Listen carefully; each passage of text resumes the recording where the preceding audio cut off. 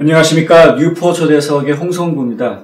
오늘 저희 스튜디오에 모신 분은요, 저희 아틀란타 한인사회에서는 좀 드물게 문학을 전공하신 분이세요. 이번에 시집을 새로 내셨는데, 요즘 특별한 게 문학을 전공하셨는데 시집을 요번에 처음 내셨어요. 그래서 저희가 매우 귀한 시집을 제가 지금 받아서 보고 있는데요. 이 시집을 내신 김문성 선생님을 모셨습니다. 안녕하십니까. 네. 제가 제대로 설명한 거 맞나요? 뭐 대충 맞나 보네. 이 처음 내신 시집이시죠? 네, 처음이에요. 제목이 아주 영어로 되어 있어요. 트윈 레이크스. 특별한 무슨 의미가 있는 건가요? 특별한 이유는 없습니다. 그 출판하는 친구가 추천을 해가지고 네. 제가 동의를 해서 네. 정한 겁니다. 뭐 특별한 이유는 없어요. 이 트윈 레이크스라는 시가 맨 처음에 나오더라고요. 근데 제가 내용을 살짝 봤더니 굉장히 좀 이렇게 뭔가 좀 이렇게 쓸쓸한 느낌이 들던데, 이 시를 쓰실 때 특별히 마음속에 있으셨던 무슨 아픈 사연 같은 게 있으신 건가요? 그렇게 언짢은 날 쓴 것 같아요. 언짢은 날. 언짢은 날이요? 조금 기분이 안 좋은 날, 조금 쌀쌀한 날인데, 우리 집 뒤에 호수가 있어요. 거기를 제가 산책을 나갔다가, 네. 물비늘이 눈에 띄더라고요. 호수에. 네. 그래서, 이게, 우리들이 가지고 있는 어떤 상처 같은 걸로 느껴지더라고요. 핥힘? 네. 이런 게 아닌가 하는 느낌이 와 닿아가지고, 그냥 한번 끄적거려 본 게 그 시입니다. 그것도 손질 많이 했어요. 네. 그렇게 저도 그런 표현을 처음 들어봤어요. 수면이 핥힌 물비늘, 이런 표현을 쓰셨는데, 그러니까 저희가 시를 읽을 때마다 매번 느끼는 거지만, 좋은 시를 쓰시는 분들은 표현이 진짜 예사롭지 않은 표현들이 그런 아이디어들은 그냥 순간 탁 떠오르시는 건가요? 그런 경우도 있고, 또는 억지로 국내내는 경우도 있고. 그때 좀 다르죠. 다른데, 그게 그 주제하고 좀 맞고, 그 소재가 어느 정도 소화시킬 수 있고, 그래야 그것도, 표현이 사는데, 억지 부릴 때가 있어요. 가끔씩. 그러면, 시가 좀 이상해질 때도 있고, 그래요. 손질도 많이 하고. 한국에 있는 지혜라는 출판사에서 나왔는데요. 이 출판사가 시리즈를 계속해서 출간을 하고 있는데 189번째 시집으로 출간이 되셨어요. 이게 한국에서 정식으로 출판된 작품이고 여러분들 구입을 하실 수 있습니다. 가격도 저렴하네요. 구입하려면 인터넷으로 주문하나요? 한국에서는 지금 인터넷으로 팔고 있고 또 어디죠? 교보문고에서 팔고 있어요. 근데 여기는 아직 배포하지 않고 있습니다. 책을 배편으로 보내가지고 지난주에 제가 받아봤어요. 네. 그래가지고 아직 배포를 하지 않았는데 곧 배포할 예정입니다. 네. 아틀란타에서도 이제 인근에 있는 서점 같은 데 가시면 책을 보실 수 있는 날이 곧 오겠네요. 그렇게 되겠죠. 네. 그러려고 노력합니다. 네. 출판 기념회도 하신다면서요? 8월 11일 날 제가 다니는 교회, 한인교회에서. 네. 8월 11일이요? 8월 11일이 토요일인데요. 그날, 8월 11일 토요일 저녁에 5시 반에, 한인교회에 오시면은 거기 체육관처럼 되어 있는 다목적실이라고 있습니다. 거기에서 출판 기념회를 하신다고 하는데요. 이 트윈 레이크는 어디에 있는 호수인가요? 실제 있는 호수인가요? 그쵸. 커밍 내가 사는 지역에 이웃에 집에서 한 10여 분만 걸어 나가면 이웃에 있어요. 이웃에 있는데 호수가 쌍둥이 호수가 있는데 여기 시에 나오는 트윈 레이크는 실제로 직접 보고 느끼셨던 이야기가 시로 나오는 거예요. 결국은 시라는 건 어떻게 보면 시인의 삶이 그냥 담겨져 있는 거라고 봐도 되겠죠? 제가 시를 잘 몰라서. 글쎄 모르겠어요. 나도 삶이라 그래야 되나. 하여튼 살아가는 하여튼 몸짓이라 그래야 되나. 저도 어떻게 뭐라고 규정하기가. 네. 잘 모르겠어요, 저는. 대체 성자가 어떻게 보려는지 모르죠. 네. 나 나름대로 그냥 내 몸짓이라고 생각하고, 내 기록이라고 생각하고, 그냥 썼습니다. 아직 시를 잘 몰라요. 시를 아직 쓰는데, 시를 뭐라고 얘기해야 될지 조차 모릅니다. 네. 네, 아직 어리벙벙해요, 아직. 김 선생님 인생이 굉장히 특이하세요. 일단 태어나신 데부터 특이하세요. 만주에서 태어나셨어요? 네, 우리 부모님들이 그렇게 얘기하니까 네. 내가 알 수는 없는 거죠. 네. 네. 태어나시기는 만주에서 태어나시고 실제로 잘하시는 거는 어떻게 해야 돼요? 정부 수립하는 해에 정부 수립하는 해에 바로 북한을 거치지 않고 이제 서울로 바로 왔어요. 네. 서울에서 정착을 했고 6.25 이후에 이제 인천에서 제가 학교를 다녔다가 네. 중학교 때 이제 서울에 와서 네. 다녔습니다. 네. 연대 국문학과를 나오셨다고 네. 저희가 저희 소문으로 듣기에는 뭐 엄청나게 유명한 소설가하고도 동기시라면서요. 동기가 아니고 그 친구가 대학교는 같이 들어왔는데 네. 고등학교 1년 후배예요. 그러니까 내가 1년 놀고 들어왔기 때문에. 여러분도 잘 아시겠지만, 최인호 선생님인가요, 그분이? 네. 최인호 선생님하고 대학 동기시라고. 근데 고등학교 후배인데 대학 동기라고 자꾸 그래가지고 좀 기분이 별로 안 좋으신가 봐요. 예. 그 친구는 근데 전공은 영문학이에요. 네네네. 최인호. 원래는 그러니까 소설을 전공하셨던 거네요. 학교에서 공부하셨죠. 저도 소설 공부했죠. 뭐 지금 소설 작품 쓰시는 거 있으세요? 푸소이라 그래야 되나 뭐 숲이라 그래야 되나 지금 한번 시작을 해봤는데 네. 지금 결말이 날래는지 포기할래는지 그조차 몰라요. 하나 써놓으시면은 뭔가를 움직이고 싶어요. 일단 움직이고 싶으니까 끄적거리긴 하는데 네.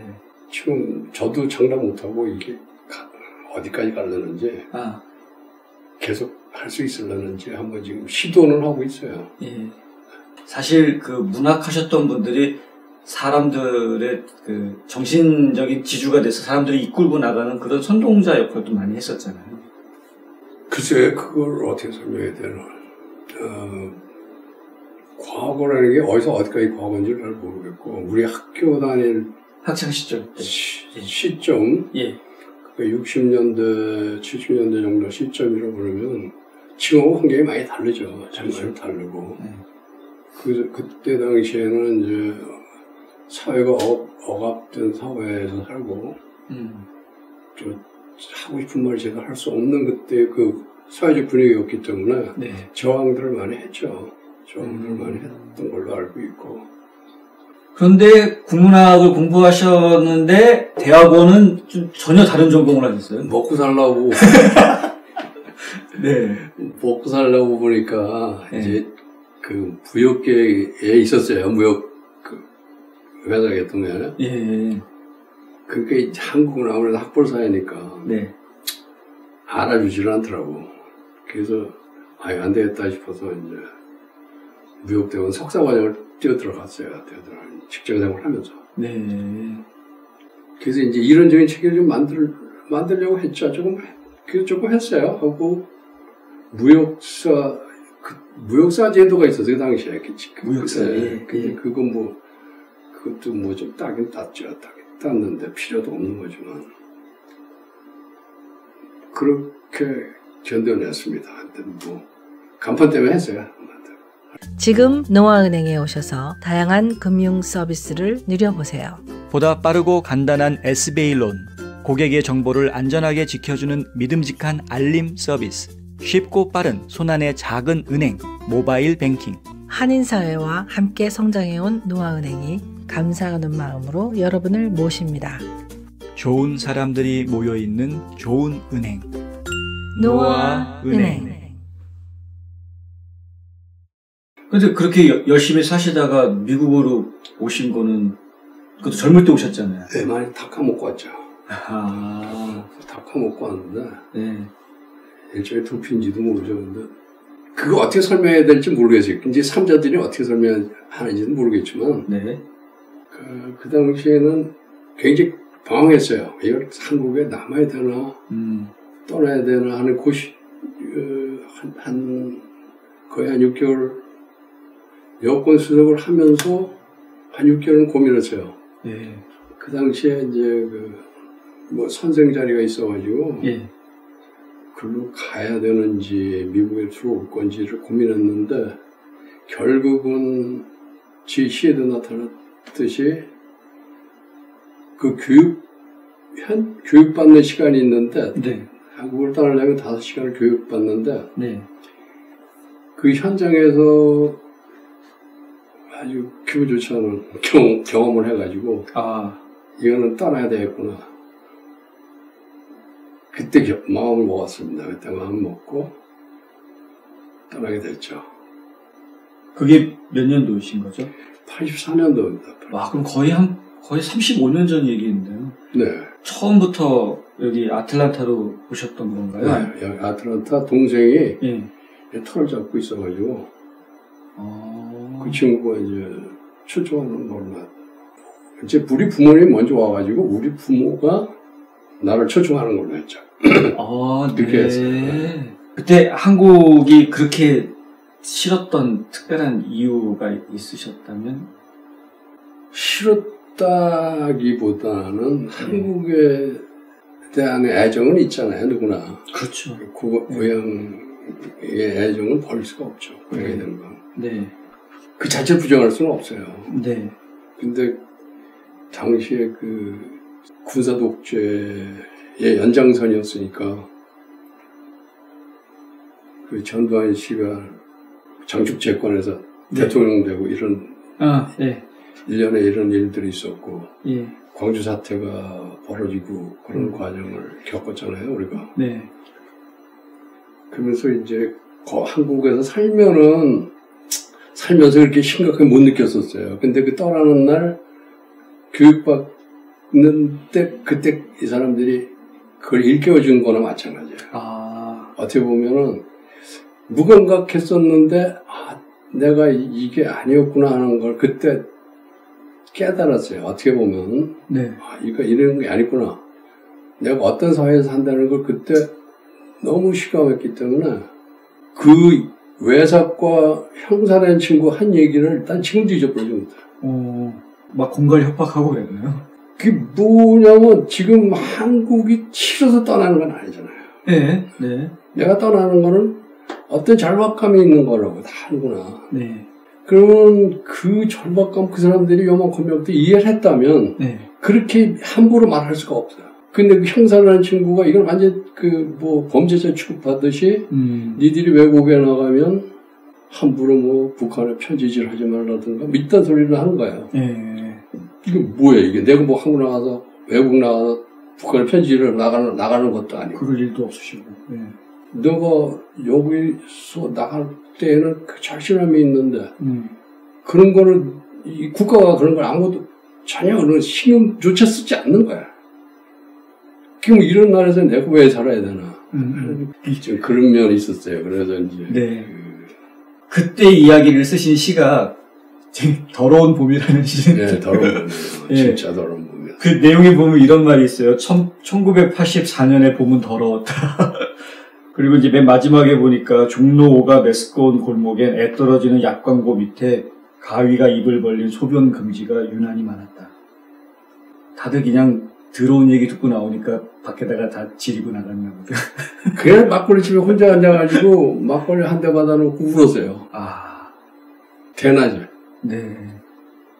이런 나라에서 내가 살아야 되는가, 살았구나 하는 거에 그때 좀 비참하더라고. 사람이 내가 대한민국 국민으로 취급조차 못 받은 거 아니야. 이거는 완전히 무슨 죄인이나 그때 굉장히 처참하더라고, 사람이. 왜 이렇게 내가 이 모양인가. 그리고 그때는 그런 소문들이 많았어요. 그때 전두환 대통령 욕했다가 갑자기 밤에 사라졌다는 둥. 여기서도 그래요? 그러니까 미국에서 전 대통령 욕을 했더니 갑자기 그 사람이 다음날 안 보이더라 이거예요. 뭐 그럴 가능성이 있을 것 같더라고. 말하는 거 보니까. 그건 뭐 그렇게 살보라고 감시받고 그거 어떻게 국민의 여기 무슨 어떤 이해가 안 가. 참 그 씁쓸한 마음을 품고 그런 미국에 오셨는데 여기 오셔서는 그럼 주로 어떤 일을 하셨나요? 그 동생이 하던 가발 가게를 인수해가지고 같이 일했으면 처음에 이제 그 친구하고 일하다가 이제 그 친구와 동생이 뉴욕으로 가는 바람에 이제 인수를 했죠. 인수를 하고 근데 그 당시에 이제 동생하고 하면서 홀세일까지 겸하게 했어요. 겸했습니다. 그때 자파 홀세일 주로 이제 자파를 홀세일했고. 홀세일을요? 네. 벌써 이 친구가 해놓고 있더라고. 그 당시에는 홀세일 조그맣게 하더라고 벌써. 근데 그거를 조금 그 체계를 잡고 조금씩 이제 기른 게 이제 내가 들어온 후부터 길렀죠. 그 일을 지금 거의 20년 넘게 하시다가 은퇴를 하신 거고요. 20년 넘지는 않아요. 넘진 않아요. 은퇴한 건 아니고 그 후에 이제 뭐 다른 거 좀 하다가 이제 은퇴했죠. 책을 쓰신 거는 결국에는 은퇴를 하신 다음에야 이제 쓰시게 되셨어요? 그 전에는 작품을 안 쓰셨었나요? 썼죠. 네. 제가 신문에서도 가끔 본 것 같은데. 작품은 많이는 안 썼어도 간간히 썼는데 그 책을 낼 염두를 못 두고다가 이제 리타이어 한 다음에 조금 더 이제 작품도 좀 쓰게 되고 그래서 욕심이 좀 생겨서 이제 책을 내게 됐죠. 제가 이제 김무성 선생님을 알게 된 게 사실은 그 한만희 선생님이라고 여기 아틀란타 지역에서 꽤 오랫동안 문학인으로 활동하셨던 분이 계세요. 이분이 돌아가실 일이 이제 돌아가시는 걸 저희가 겪으면서 애틀란타 문학회 역사를 한번 정리를 할 기회가 있었어요. 정리를 하다 보니까 김무성 선생님이 문학회 회장을 예전에 하셨던 기록이 나오더라고요. 그 내용에 보니까 예전에 발표하셨던 시 작품들도 저희가 좀 볼 수가 있었고 더 재밌었던 거는 그 역사를 정리를 하면서 여러분들을 만나고 다니는데 아틀란타에 숨어있는 대문호가 있다는 얘기를 하시는 거예요. 여러분들이 이분이 진짜 대단한 분인데 칼을 안 뽑고 있대요. 그래서 어떤 분인가 궁금해가지고 그때 제가 한번 찾아뵀었어요. 근데 그때가 벌써 2년 거의 2년 돼가는 것 같아요. 근데 그때 시집을 내야지 하면서 준비하고 계신다는 얘기를 들었는데 한참 뒤에서야 이 시집이 나왔어요. 시집 한 권 만드는 게 굉장히 힘드셨던가 봐요. 저에 대해서 뭐 이렇게 대단한 문헌이 뭐니, 누가 그런 얘기를 했는지 모르지만. 여러분들이 그런 말씀하시더라고요. 그런 얘기 들 정도에, 난 작품 쓰지도 않았을 뿐더러, 너무 심한 얘기네요, 저한테. 네? 진짜 대단하신 필력이 대단하시다는 얘기를 제가 많이 들었어요. 제가 오늘 이 시집을 처음 받았는데, 잠깐 열어서 봤는데도요, 페이지를 넘기기가 무섭게 제 눈에 딱딱 띄는 표현들이 되게 많이 들어와요. 아랫두리가 없다. 이런 표현을 저 정말 깜짝 놀랐어요. 네. 궁금하신 분들은 이 시집을 꼭 사서 보십시오. 재밌는 표현이 정말 많이 나옵니다. 네. 아니, 그냥 아랫두리가 없다고 그러면 안 되고. 네. 전부만, 저 앞부분을 얘기를 해줘야 그 사람들이. 오해하실래나요? 네. 그럼 제가 앞부분을 좀 잠깐 말씀을 드릴게요. 가발 가게의 마네킹은 아랫도리가 없다. 네. 근데 저는 이 시에게 아랫도리가 없다라는 표현이 재밌었던 이유가 시 마지막에 이런 말이 나와요. 나를 증명할 아랫도리가 없다. 아랫도리는 나를 증명하는 곳이었군요. 네.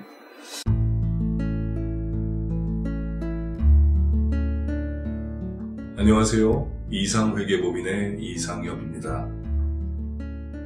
30년 동안 아틀란타 한인사회에 봉사한 역사와 경험을 바탕으로 여러분들의 세무 회계 관리와 재정 은퇴 계획을 상담해드리고 있습니다. 부자되세요.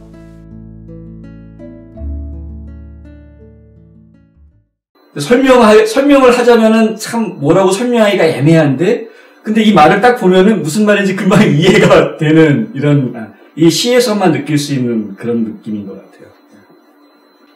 읽는 분에 따라서 느낌이 다 다르겠죠.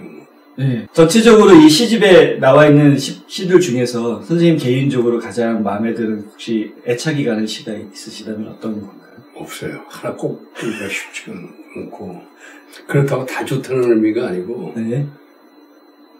다 그냥 그렇고 그래요. 전부 시들이 말이 좋아서 시인데 과연 이게 시나 되나 할 정도로 난 지금 뭐가 뭔지 모르겠어요 아직까지.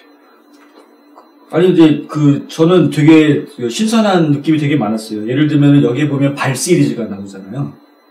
발 냄새 이런 시도 나오고 발 시리즈도 나오고 그다음에 뭐 서울 여행 다녀오신 거, 그다음에 비 시리즈가 나오는데 비는 굉장히 많이 쓰셨어요. 비에 대해서. 비를 좋아합니다. 그리고 웨스트엔드 시리즈가 많이 나오는데요. 네. 웨스트엔드라는 데가 뭐 특별한 지역인가요? 제가 비즈니스 하던 장소가 그 애틀랜타 시에 속한 그 웨스트엔드라는 지역에서 조금 다운타운에 조금 벗어난 지역인데 네네. 그쪽에서 제가 장사를 했는데 네. 그 지역이 인컴이 좀 떨어지는 친구들이에요. 거기 그 동네가 좀 터프하고 좀 그런 동네라 제 손님들이 대부분 그 사람들이었거든요. 네. 그래서 거기서 느끼는 게 좀 많았습니다. 그 당시에. 여기 보면은 애비 없는 애가 애를 베고 뭐 이런 표현들도 나오던데 실제로 그런 것들 겪으시는 그런 경우도 보고 네. 몸 파는 사람 여자들도 있고 네. 그런 동네가 그래요. 그 동네에서 우리가 흔히 얘기하는 그 밑바닥 인생들이요. 그 밑바닥 인생들을 보시면은 주로 어떤 생각이 드세요? 뭐 동종이 간다 그래야 되나? 좀 그런 면도 있고 또 어떻게 보면 나를 쳐다보는 것 같기도 하고 그 당시에는 좀 첩첩한 면이 있었어요. 그런 손님들을 상대로 해서 내가 먹고 사니까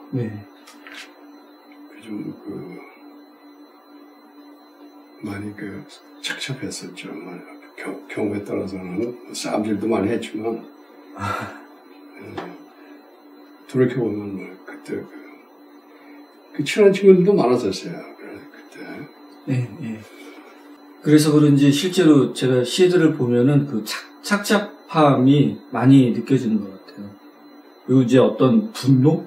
어떤 시들은 좀 그런 것들이 좀, 예를 들면은 뭐, 나는 오늘 실컷 욕이나 하고 싶다. 이런 시도 있네요. 예.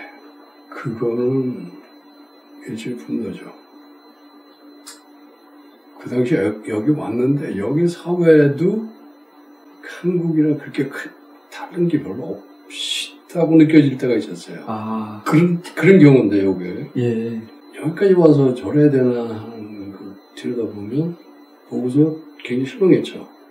그 관료들, 또 그 친구들을 대하는 태도라든가, 여기에 와서 사는 사람들이. 네. 이게 왜 이래야 되나 하는 생각이 들 때가 있었어요.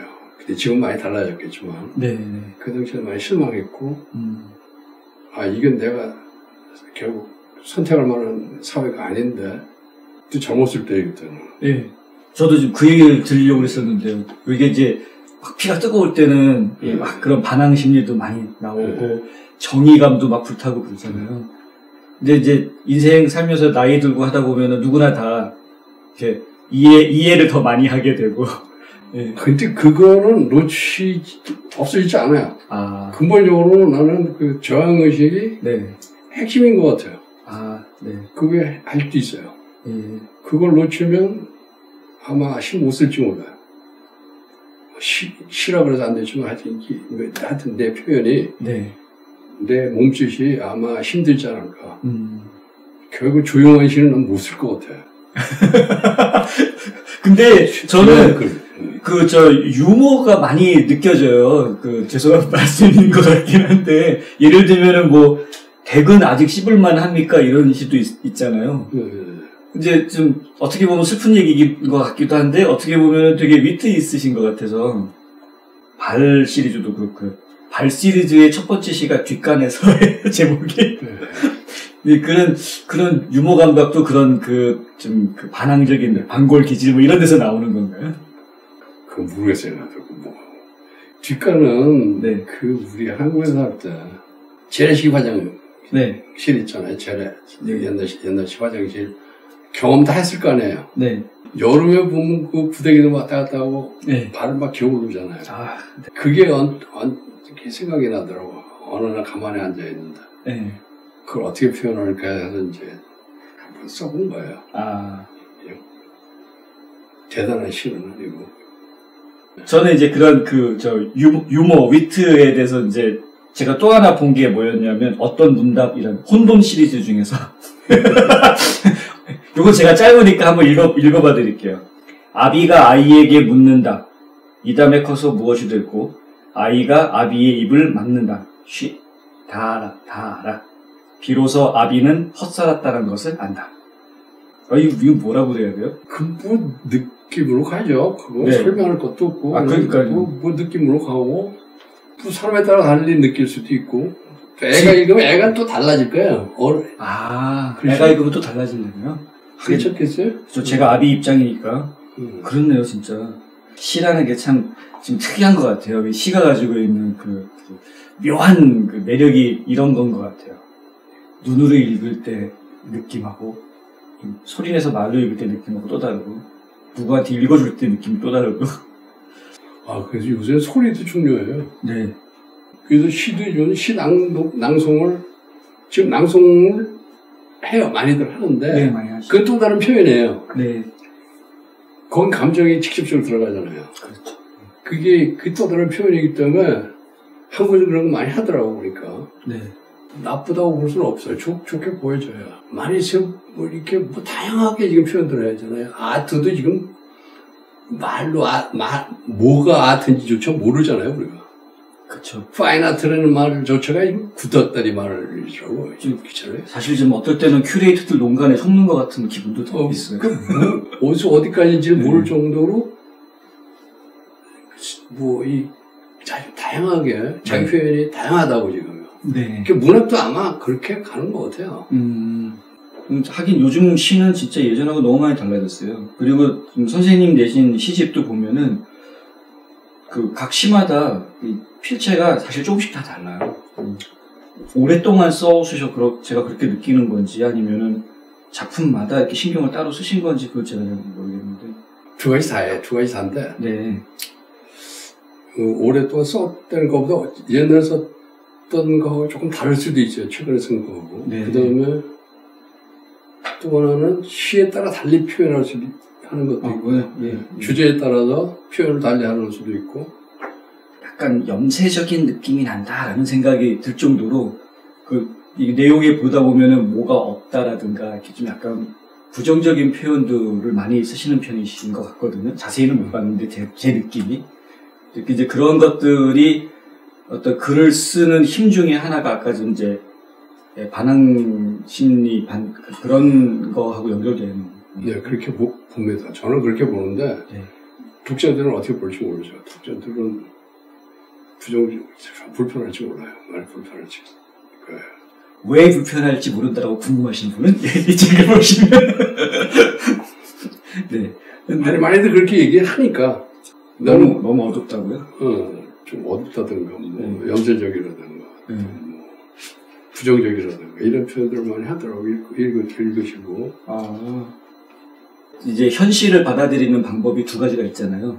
네, 현실의 고통을 고통으로 인식하고 받아들이는 분들도 있고, 어떤 분들은 그거를 회피하면서 지나치시는 분들이 있고요. 그러니까 이 책의 발간인을 맡으셨던 이 책을 이제 펴내신 출판사의 발행인이 여기 이제 해설을 써놓은 글을 보니까 실존주의 철학가들의 이야기들을 많이 쓰셨더라고요. 이제 비교를 많이 하셨더라고요. 그러면서 마지막에 하셨던 얘기가 제가 지금 인상이 깊어서 뭐라고 하셨냐면 김문성 시인의 사익길 시학은 울음이고 절규이며 그 울음과 절규로서 영원한 에먼토시 문제를 토해내고 있는 것인지도 모른다.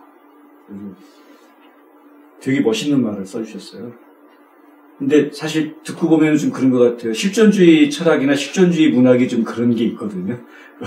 어쩔 수 없는 상황에서 벌어지는 여러 가지 인간들의 단상들을 보여준다거나, 뭐 이런 환경들 속에서 사람들이 선택하는 모습들을 보여주면서 빠져들잖아요. 아, 나도 저럴 수밖에 없구나. 그래, 나라도 저럴 수밖에 없었겠다. 근데 그랬구나. 그런 깨달음들이 있는데, 사실 선생님 작품들이 보면은 이게 그냥 살짝 지나치면서 보면은 굉장히 염세적인데, 내용을 조금 더 생각해 보면은 이게 지금 나의 삶하고도 나도 이런 인생을 살고 있는 것 같은데 라는 생각이 드는 표현들이 많아서 제가 감히 우리 인터넷 방송 보시는 분들한테 이 책을 꼭 권해드립니다. 트윈 레이크스라는 시집인데요. 네. 애틀란타 문학회는 한인들의 문학 창작 활동을 장려하고 문학의 뜻을 둔 신인들의 등단을 위해 제3회 애틀란타 문학상을 공모합니다. 공모 분야는 시와 수필로 한글로 된 작품들을 8월 31일까지 제출하시면 됩니다. 대상 및 부문별 최우수상과 우수상엔 상금과 상패를 드리며 수상작은 오는 11월에 출판되는 애틀란타 시문학 제12호에 게재됩니다. 자세한 내용은 신문 광고를 참조해 주십시오. 애틀란타 문학상은 제1IC은행의 특별 후원으로 마련됩니다. 시를 공부하는 후배들한테 좀 한 말씀 좀 부탁드릴게요. 열심히들 하시고 내세요. 시집도 내고. 우선은 한국의 지면을 얻을 수 있는 방법을 자꾸 모색하고 또 한국에서 발표되는 시들을 많이들 읽으셔야 될 것 같아요. 네. 자주 읽으려고 저도 했습니다. 지금. 네. 읽으면 확실히 달라요. 뭐 좀 그 사람들이 표현하는 것도 그 사람들이 생각하는 거 이런 것들이 많이 배울 수 있어요. 공부하는 사람 지금지 많이 읽으면 뭐 이론적으로 뭐 시론을 여기 공부하는 것도 좋지만 그런 것 다른 시들을 많이 읽는 것들이 도움이 될 겁니다.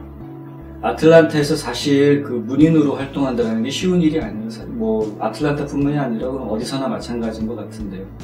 본인의 삶을 이렇게 시로 그리고 창문의 책으로 묶어서 낼 수 있다는 것 자체가 얼마나 어렵고 또 귀한 일인지 저희가 다시 한번 생각해 볼 시간이었던 것 같고요. 이 책에 있는 시들을 제가 잠깐 살펴보면서 우리 이민 와 있는 사람들의 삶이 얼마나 또 가슴 아프고 슬픈지도 한 번 더 생각해 보는 시간이 저는 됐던 것 같고, 또 말씀해 주시는 것처럼 열심히 또 쓰고 읽고 하면서 새로운 또 작품을 만드는데 저희가 시간을 좀 할애할 수 있으면 더 우리 삶이 더 나아지겠다라는 또 생각도 들었고요. 이 별볼일 없는 시지만 그 시 비슷한 거예요. 어떻게 신지 시 비슷한 건지 하여튼 뭐 그런 겁니다. 근데 좀 사서 읽어봐 주시면 고맙겠습니다. 손에는 아마 그만한 가치는 있지 않을까 자부합니다. 애먹었어요. 1년 이상을 애먹었습니다. 정리하는 데만 1년 이상. 와, 진짜 이 고생 정말 고생 많이 하신 건데요. 이 작업을 하면서 나한테 도움을 주는 사람들이 있어요. 네.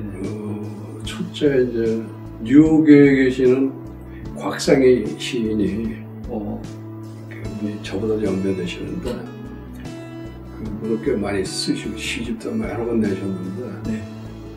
그분이 많이 조언을 많이 해주셔가지고 그분하고 많이 교류를 했어요. 이거 정리하면서 네. 그분한테 너무 고맙고 아직도 내가 전화도 못 드렸어요. 네가 나온지도 몰라요. 정말 미안합니다. 그분한테 바로 전화를 하려고 그래요. 예. 그리고 임철민 씨라고 있어요. 네. 이 친구를 좀 괴롭혔죠. 이 친구가 그다음 옛날에 주간 동남부 거기 기자로 있었던 그 당시에 주간으로 있었는데 편집 뭐로 있었을 거예요. 네네.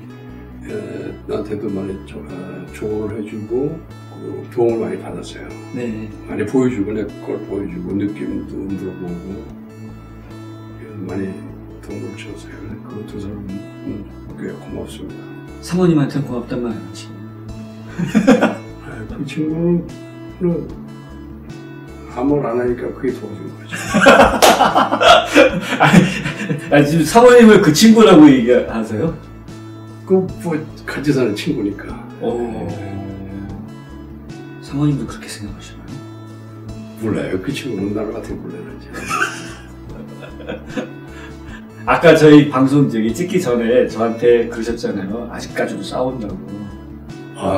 싸움은 일상이냐 나한테는. 뭐 이상하게 이렇게 됐어요. 사회에 대한 반감은 아니 그건 아닌데. 그건 관계없고요. 네, 뭐 이렇게 궁합이 안 맞은 결혼을 했는지. 굉장히 오래 사셨잖아요. 그렇죠. 네. 애정이 있으니까 다투시는 거죠. 뭐 애정이 없으면 무관심해버리면 아무 싸움도 없죠. 자, 오늘 여기까지 시간 내주셔서 정말 감사하고요. 이 이후에 지금 잠깐 펜을 드셨다는 그 소설이 어떻게 될지 저는 정말 궁금한데. 소설 안 해요. 딱 소설이라고 얘기할 수도 없고. 네. 편만 잡았어요. 편만 잡았으니까 지금 몰라요. 아직 기대하지도 마시고 그거는. 포기할 수도 있어요. 가다가 네. 포기할 수도 있기 때문에. 절대 포기하지 마시고. 재미없어 포기해야 돼요. 재밌게 읽어드릴게요. 절대 포기하지 마시고. 네, 멋진 작품이 다음에 또 나오길 저희 기대하고 있겠습니다. 오늘 시간 내주셔서 정말 감사합니다. 네, 감사합니다. 네.